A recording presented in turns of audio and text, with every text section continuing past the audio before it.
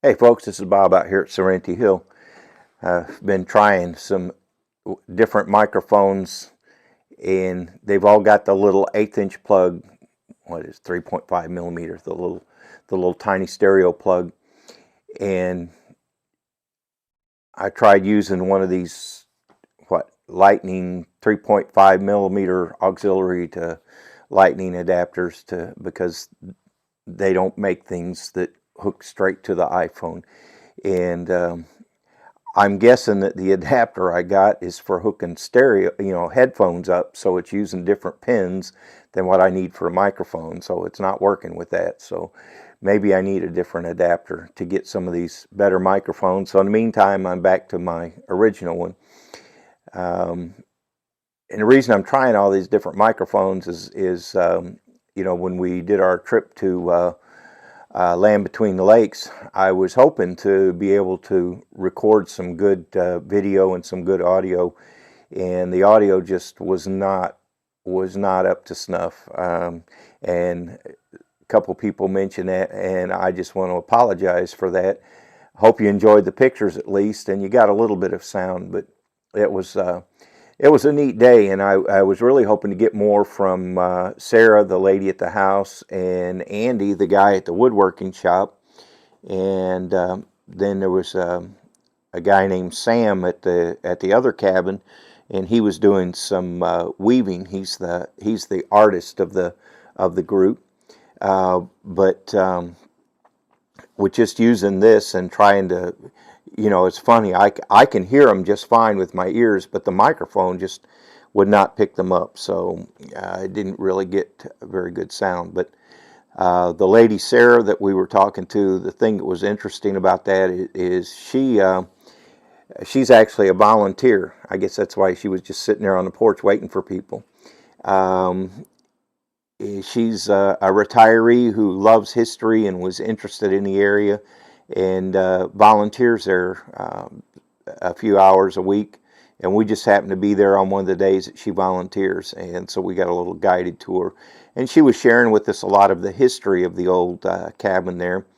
One of the things was, we saw those beautiful old poplar logs and how huge those logs are. I mean, those were from old growth trees that were probably a couple hundred years old to be that large.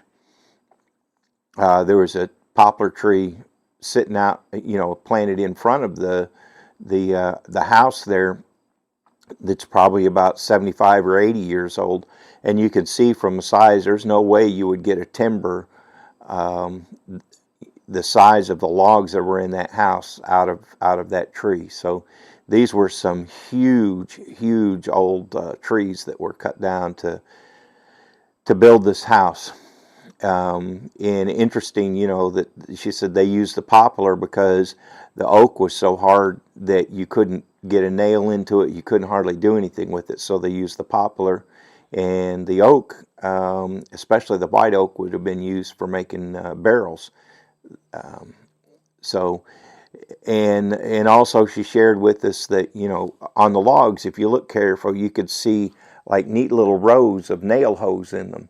And the reason why you saw those nail holes is she said the cabin, when they originally brought it to the place, it had vertical wood siding on it to make it look like a frame house, because log cabins were for poor people, and these people were middle class farmers, and they were trying to look a little more more well to do. So what people would do is, so that it didn't look like they lived in a log cabin, is they would put the vertical board siding on the outside, and it did two things. It made it look more like a frame house, like a real house instead of a log house. And the other thing that it did for them is it also helped protect the logs from the weather. And she showed us a part of the porch where that wasn't exposed to the elements, and you could see the original color of the logs when they first took the cladding off his house, it wasn't as gray as it is now, because the logs had been protected from the elements. And then, of course, she shared with us on the inside how they whitewashed the walls, and if you were, people made their own whitewashing recipes, but if you were really well-to-do, what you would do is you go to the store and you buy some white paint, because the white paint would last longer. Plus, there was just like us, they wanted to impress their neighbors and the like, so to be able to show that their walls were painted instead of whitewashed, because you had to go have the money to go buy the paint in order to paint. And it lasted longer, which would be a benefit too, because they had a lot of hard work to do. And then, of course, the kitchen that she shared with us, and it was interesting, as she noted, they would usually the women would start the stove up and start cooking early morning, but back at that time, they didn't have our, sausage, eggs, and toast and biscuit and stuff like that. That most of the time, what they did for breakfast in the morning is they would eat whatever was left over from supper, so that they could get out in the field. And then the ladies would cook a good sized meal, cook quite a bit of food that they would have for dinner at noontime. And then what they would do is they would then cover that over, and to keep the flies and everything off of it. And then when they'd come in at night, they'd pull the tablecloth off, and then they would eat leftovers from lunch, for their supper time meal at the end of the day. Just going through the house and sharing that. And then, of course, the smokehouse, that was interesting. That was an original smokehouse that had been quite well used. And then, of course, I was really nerding out on the woodworking shop, because that whole process, the way that they made things and the tools they use, and like, just really fascinates me. Now, I do a lot of woodworking, but with the exception of using hammer and chisels on some things to clean up joints and things like that, most of my work is done with power tools, because it just, I can get so much more done. And you think of what they had to do to get anything done. And then Andy was sharing with us also how they used to make iron, that making pig iron was an industry back in that day. In fact, just on the Trace Parkway, just to the south of the Homeplace 1850s, is one of the foundries that they would have used. And I think this one's been restored, the original size and height, and that they would just take a mixture of the wood and the iron ore, and then it had a big bellows that they would use to blow air into it to get the temperature up, to melt this iron ore down, and make the pig iron. And he had one of those blocks of iron I was showing you there, about yay big and about so thick, that would actually have been made there. And that block of pig iron that he showed me was actually made in the little furnace, the little iron furnace that they have there on the premises. And when I asked him where they got the iron ore on, he said there were some shallow mines, but a lot of the iron ore that they got was just up on the surface, loose, that they would just get. And it's interesting. I was talking to my dad about that afterwards, and my father, he actually was born up in the hills, near not too far, I guess, from Old Greenville. In fact, Old Greenville, where before they moved it, when they built Lake Wapapillo, the Old Greenville courthouse is where my grandma and grandpa Gallimore got married. But they lived near a town called Shione. Lived on one of the creek bottoms there, and had some bottom land that they farmed. and they got bought out because when they built Lake Wapapilla, that area was going to be underwater a good part of the year. And you used to actually be able to drive down through there and see the foundations. And he was telling me that, you know, I had remarked because I was, a few years ago, I was contemplating hiking on the Ozark Trail. And there's several, it's not a continuous trail, there's several different sections of it. And I was looking at one of the trail maps down near Lake Wapapillo, and it showed several different mines, old mines along the way. I thought, oh, that's interesting. A lot of old mines, and got doing some studying, and there were a lot of mines in the area. Now they were fairly shallow mines, worked by just a few people, but my dad also shared with me that what he used to do as a kid, what they would do to supplement their income, but they would find little taconite pellets, which is the rough iron ore. They would find the pellets on the ground or just below the surface, and they would gather those up, and then they would take those and sell those that would go off to the smelters. So little interesting little bit of a history of this area that you don't really know about, because you know these things were, you know, they were small scale, close to the ground, and just basically what people could scavenge, and so they're not commercially viable nowadays.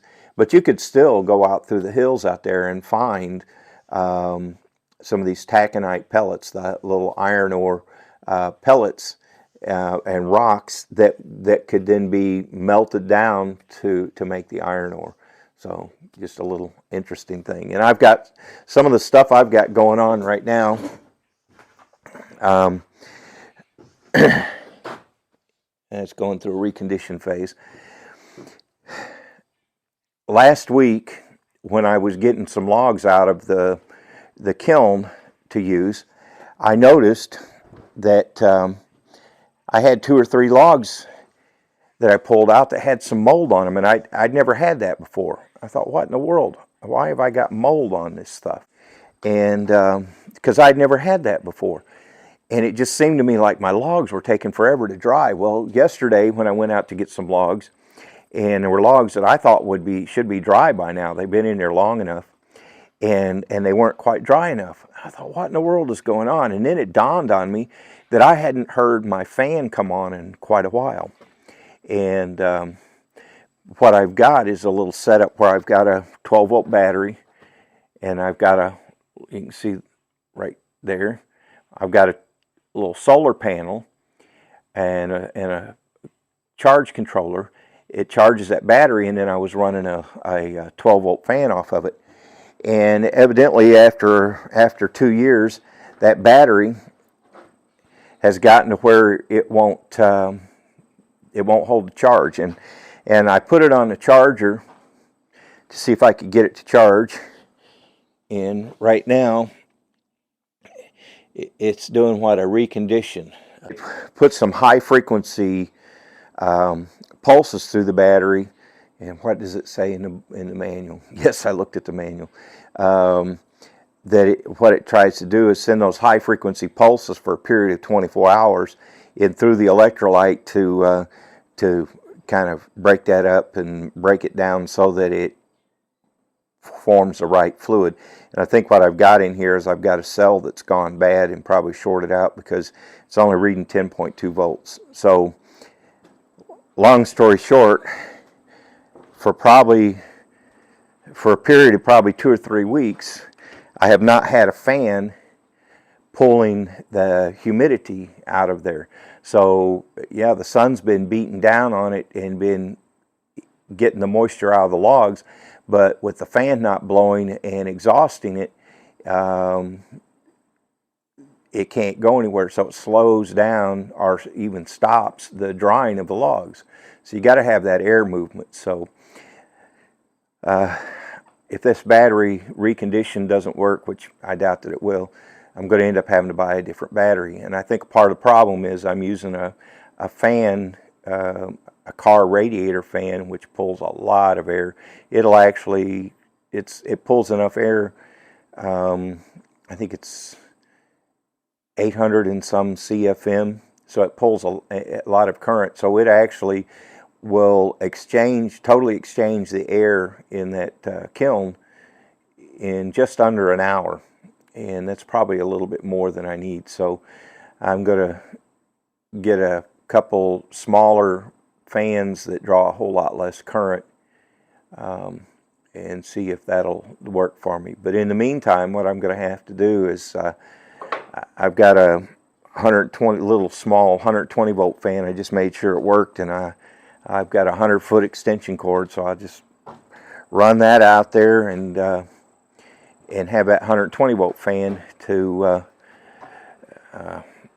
in order to pull that moisture out, so I can get these logs drying better, because they should have been done by now, but they're not, and that's kind of slowed me down.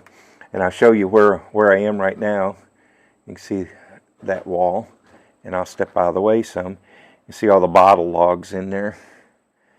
Those are that area with all the bottles in it. That's going to be in the backsplash area. So there will be, up till about that level, there will be base cabinets, and then the backsplash area, and then there'll be upper cabinets. And the upper cabinets will start just above this bottle that I'm pointing at here. That's just about an inch above there is where the bottom of the base cabinets, of the upper cabinets will go, and then they'll go up about right there. So that's where I am on this wall, and so I'm going to take that extension cord and run it out there and get some air movement going through my kiln, so that these logs will hurry up and dry for me, because I need some more logs to finish up this wall. And I'm kind of I'm at a point I may have enough dried well enough to be able to use. So you got to really pay attention. I just took for granted everything was good, and then when I saw some mold, and then my logs just weren't down to the temperature that I wanted, or to the moisture content that I need them to be, I got scratching my head and thinking, what's going on here? And like I said, that's when I realized it was a bright sunny day yesterday, and it dawned on me I hadn't heard the fan come on once, and it should have run. You know, it never ran constantly. It would run until it dropped the voltage on the battery down, and then it would stop, and then the charger would bring the battery up, and when it got the battery back up to a high enough voltage, why then the fan would come on. So like I said, I think I've got a bad cell in this battery. This battery's probably 7 or 8 years old anyway, so go spend some more money, right? So anyways, that's the thing with the solar, you know, this particular setup that I've got. It's a small charge cell, but it requires, it doesn't run directly, my load directly off of that. It requires a battery to be hooked up to it. And I guess because it's a small setup, if I had a bigger setup that had more power, well, I guess it might run it by itself. But at any rate, my plan going forward is, because I've got access to all this oak, and I've got a hickory tree down that I'm going to be, it's at the place where I've been cutting my cedar, so I've got to cut it up, and so I'll have some nice hickory slabs. And then there's a lady from our church who's got 3 good-sized black walnut trees that she wants gone. So I will have 3 trees worth of black walnut boards to dry. So going forward, I'm gonna have a need for this kiln. So when I get the house done, one of the projects that I'll have to do is build me a more permanent kiln, because the one I've got right now, I actually need it to be in a little bit better location. But the kiln that I've got right now, it's just built. I've got 2x4 rough cut 2x4s that were free, that are the foundation of it, and then I've got scrap plywood on the top of it. None of that's treated, so it's not going to last for a long time because I've got just pine right on the ground, and then 5/8 inch plywood sitting on top of that, just what, 3.5, 4 inches off the ground. So that's all that's all going to rot away pretty soon. So going forward, I'll have a different location for it, and my plan is to build me a kiln. I'll probably need to go ahead and make it about the size I've got now. Make it about 10 or 12 foot long instead of 16, and the full 8 foot wide, so I can put like 3 rows of logs in there and make a more permanent structure, and insulate it to hold the heat better. And instead of this claptrap that I've got on the side, I'll have real wood on the side, and an actual fan, electric fan in it, so I have to run some power out there to it, so that I can continue to keep this wood dried out, and also keep it dry, protect it from the elements. So just another project that I've got. So that's where I am today. I'm going to run that fan out there, run the cord out there, run that fan out there, and get some air going through there, so that I can get these logs dried out to the point that I need.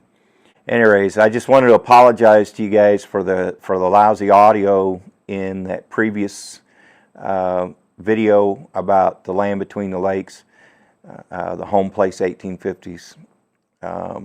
But hopefully you at least enjoyed the visual and just a taste of what our forefathers went through. And it was funny, Deb's comment while we were there is, you know, I marvel at the ingenuity of these people with the technology that they had and what they managed to do. And I asked Deb, I said, do you ever want to, you know, go back to that time, a simpler time? You know, it's funny how we go back to that. People want to go back to a more simple time when we were more connected to the land and the like. And she says, you know, my ancestors worked long and hard so that I could have the comfort that I do today.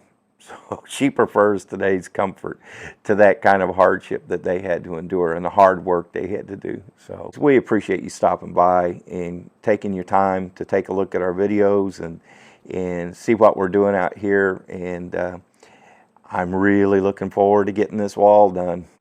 All right, this is Bob at Serenity Hill. Thanks for stopping by. We appreciate you guys, and we will talk to you on the next one. Bye now.